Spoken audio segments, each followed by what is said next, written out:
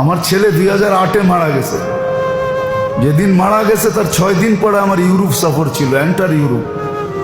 তো আমার ভিসার জন্য আমি জার্মানি এমবেসিতে গেছি। তো আমার লঙ্গি পড়া, কেন ছেলে মারা গেছে 6-7 বছর, যাকে নিয়ে চিকিৎসা করছি জানেন তো আপনারা।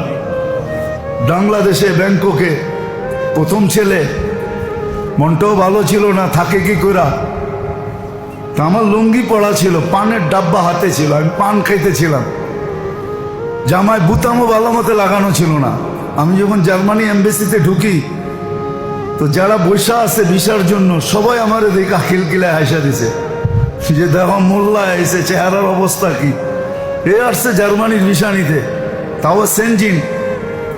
আমি কাউন্টারে যখন দাঁড়াইছি তো মহিলার অনেক গয়না পড়া ছিল, যে আমার ইন্টারভিউ নিতেছে, অধিকাংশ গয়না কালো।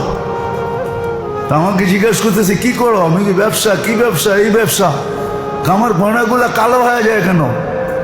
আমি বললাম তুমি পারফিউম বেশি ব্যবহার করো তো স্প্রের কারণে গয়না কালো হয়ে গেছে। আমিগুলো হোয়াট করবো কি দিয়ে, পরিষ্কার করবো কি দিয়ে? আমার কারখানায় আসো, এত দূর যাওয়ার তো সম্ভব না, তুমি ঘরোয়াভাবে বলো। আমি বললাম যে ঘরোয়াভাবে এইভাবে তুমি পরিষ্কার করতে পারো। আমি দেখতেছি সে ভিসা প্রিন্ট করতেছে। তা আমাকে বললো যে এত টাকা দাও, দিলাম। কয় বউ তুমি এখানে। বসলাম, আধা ঘন্টা পরে পাসপোর্ট দিল, আমি খুলে দেখলাম যে হ্যাঁ ভিসা হয়ে গেছে। এখন সবাই সবার মুখ দেখা দেখি করতেছে যে মোল্লা কোত্থেকে আইলো, তো বিশাল হয়ে গেল, আমরা তো ঘন্টার পর ঘন্টা বয়ে দিছি, কেউ তো ডাকেই না।